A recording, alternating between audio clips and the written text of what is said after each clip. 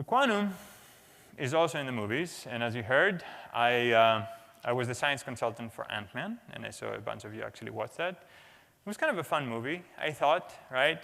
The physics was insane because I was the science consultant, right? But the thing that I found exciting about this is that we introduced the quantum realm, a place where the laws of physics, space and time themselves, the arrow of time, right? They don't have any meaning. They haven't emerged yet. They haven't appeared, right? What I showed you before hasn't happened. So you can be in all places at the same time, going back and forth in time, and so on and so forth, right? So we will see more of that in upcoming Marvel movies and other movies that I have something to say on. You know, I think this regulator is holding me Do back. not screw with the regulator. If that regulator is compromised, you would go subatomic. What does that mean? It means that you would enter a quantum realm. It means that you would enter a reality where all concepts of time and space become irrelevant as you shrink for all eternity. For all eternity. For all eternity.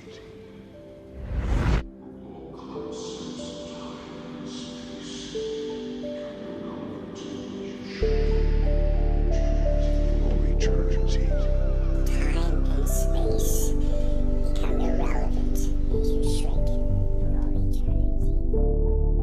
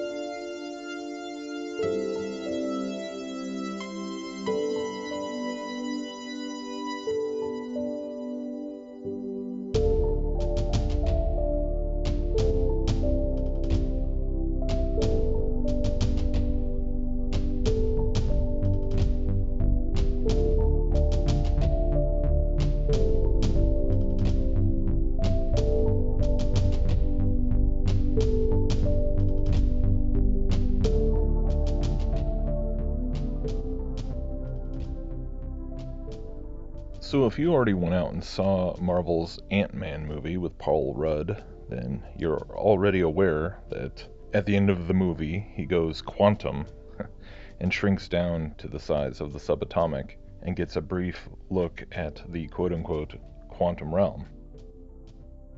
But if you're like me and you never saw the movie, then you probably don't know. And I had a friend mention this to me when we were talking last week, and he was explaining to me how the incorporation of the quantum realm into the MCU, the Marvel Cinematic Universe, is actually being prepped to play a very central role in the upcoming Avengers 4 movie, which is essentially the sequel to Avengers Infinity War, and more or less the culmination of all these years of all these different movies and shows and this story that they've been weaving together for like a decade now.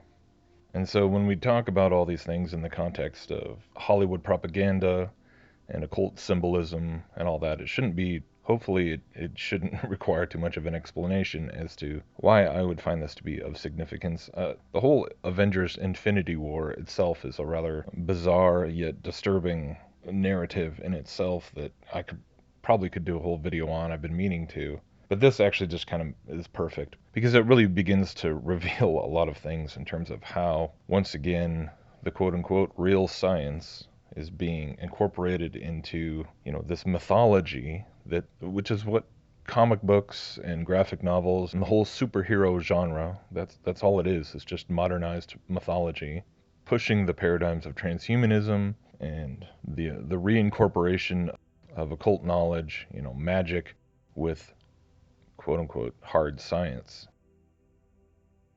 And so this ties into a video I did quite a while back on the Doctor Strange movie, talking about the archetypes of the Demiurge, in which he battles this being from another dimension called Dormammu, which in a nutshell, the Demiurge is a Gnostic concept that takes a lot of different variations and forms, but ultimately is, at the end of the day, always some form of a perversion of the concept of the biblical God.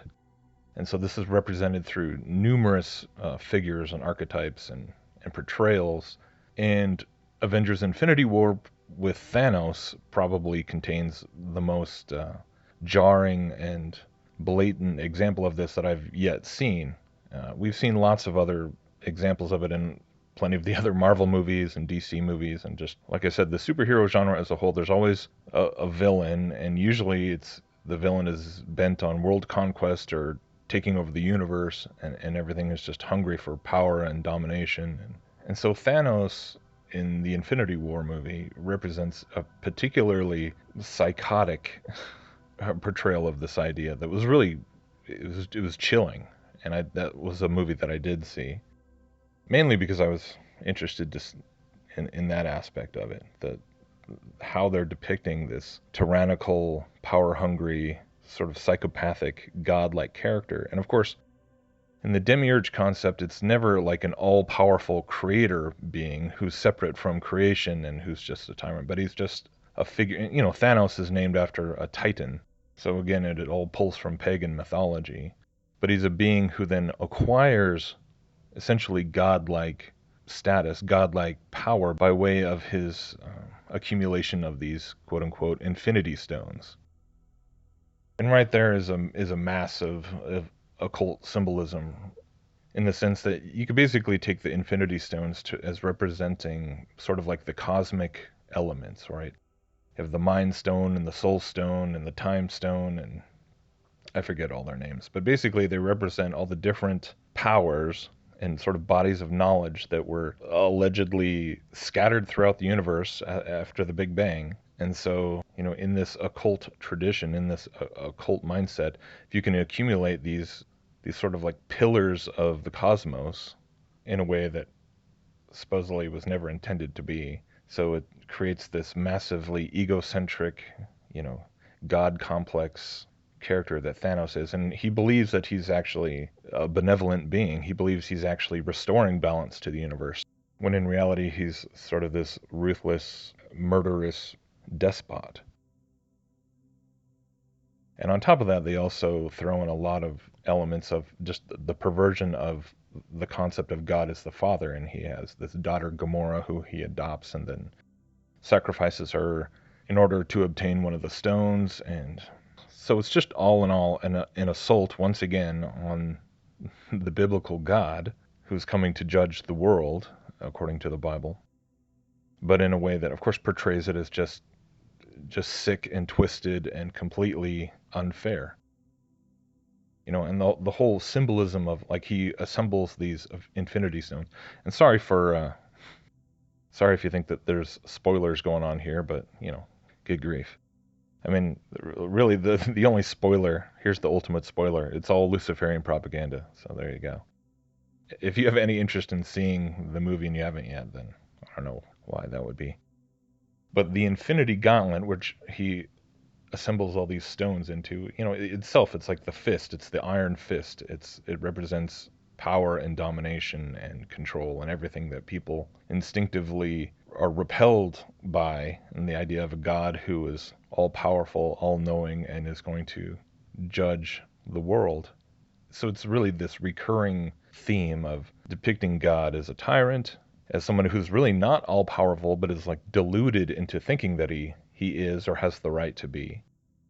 So it's just the same old pagan assault on the concept of the Christian God. I mean, it's nothing new. There's nothing new under the sun here. So if you saw the movie or you didn't, it ends by Thanos finally accumulating the stones and snapping his fingers with this gauntlet, and he obliterates half of all the people in the entire universe, right? So it just ends on this crazy, depressing, defeated moment of death and despair and futility. And so the follow-up movie is this kind of crazy scenario where we've never really seen in a movie, especially not in a superhero movie, where all these people die. They're just disintegrated into nothing by this being with essentially godlike power. So when they come back for the second round, which is due out next year, they have to find some way of undoing this or stopping him or whatever. So the question is, what are they going to do to overcome this horrible tragedy? You know, basically the whole cosmos has been lost to the powers of evil. So there actually is a lot of material that, you know, various Marvel fanboys and stuff have been making, and speculations about this upcoming movie, talking about how this element of the quantum realm in the Ant-Man movie that came out a few years ago, and then they're just about to come out with the sequel, Ant-Man and the Wasp, where again they're going to delve more into the quantum realm. And the directors and stuff have come out and said that this is actually going to play a very significant role in the upcoming the Infinity War sequel, the final installment of that whole section. And of course, there's going to continue to be Marvel movies after this, but apparently it's going to be like a game changer in terms of the whole MCU. So in a way, it's going to be kind of a reset. But the quantum realm, so it's fascinating that they're bringing this in, this whole element that is supposedly pulled from legit science, quote unquote, where the rules of time and space don't apply, and it's just kind of this whole other realm that potentially they're going to have to exploit in order to get around Thanos's domination of everything. So perhaps, or the power of the Infinity Stones wouldn't apply in the quantum realm as well, because there are no rules in the quantum realm, right? But it's pretty crazy stuff how this is just being popularized, but through the employment of fantasy and the whole superhero, angle. It's easy for people to laugh this off as like that it's a serious attempt at propaganda, and yet I definitely would argue that it is. What's really interesting too is that somebody had already made this video, paralleling basically the third eye opening sequence from Doctor Strange, where he's in Tibet and he basically has this crazy psychic journey through the multiverse. And one of those dimensions that he passes through looks incredibly similar to the quantum realm as depicted in Ant-Man. So a lot of people are saying that, yes, they've already shown this in both movies. And so right there, you have an example of something being portrayed through the lens of magic and mysticism and, the mystic arts in the Doctor Strange context, and then the same thing being shown from a sci-fi or science context with Ant-Man. So ultimately, it's the same old thing of showing that they're just two approaches, two ways of accessing the same thing. And essentially what we're talking about is the spiritual realm, right, where the laws of time and space don't apply. So it's again coming back to this concept of spirit science, or the old Arthur C. Clarke quotation of magic is just technology that is not understood type of thing. But the fact that they have this physicist from Caltech who's actually some sort of consultant for this movie and other movies is pretty interesting. And he's actually got a lot of material on YouTube and elsewhere. And he talks about all the typical quantum wackiness with entanglement and spooky action at a distance. And he talks about quantum computing and how we're in the process of building these machines. And so it is interesting that it's not just a bunch of sci-fi writers slapping the word quantum onto something and just using it as a convenient superhero plot device. But they're trying to show that this is really tied to real concepts from real physicists. But when you just kind of step back and look at it all kind of from the big picture perspective, it just fits right in with the whole trajectory that we see escalating on so many fronts as science claims to be pushing the boundaries of our knowledge of physics and chemistry and how the world works. You get to this threshold where you can only go down so small and plug in your formulas and supposedly weigh and measure and calculate everything before it seriously becomes this exercise of just tumbling into an abyss of probabilities. And that's kind of what the whole multiverse concept is, and the whole idea of the quantum realm is that everything is just about probabilities rather than anything being truly tangibly real or truly here and truly not versus not there or whatever. It's just kind of, it's like the ultimate relativism is what it is.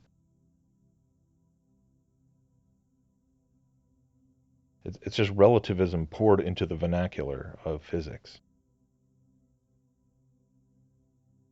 And when people really do dive in and start tumbling into this philosophical abyss, the floor that they eventually hit at the bottom, or that they think they've hit, is the conclusion that everything is just comprised of consciousness. That's the baseline reality, is thought or understanding or consciousness. The mind of the world, of which everything else is just an emanation, it's just a fractalized microcosm of the macro. And so consciousness, it's just all about consciousness. And this is the essence of the mystery religion.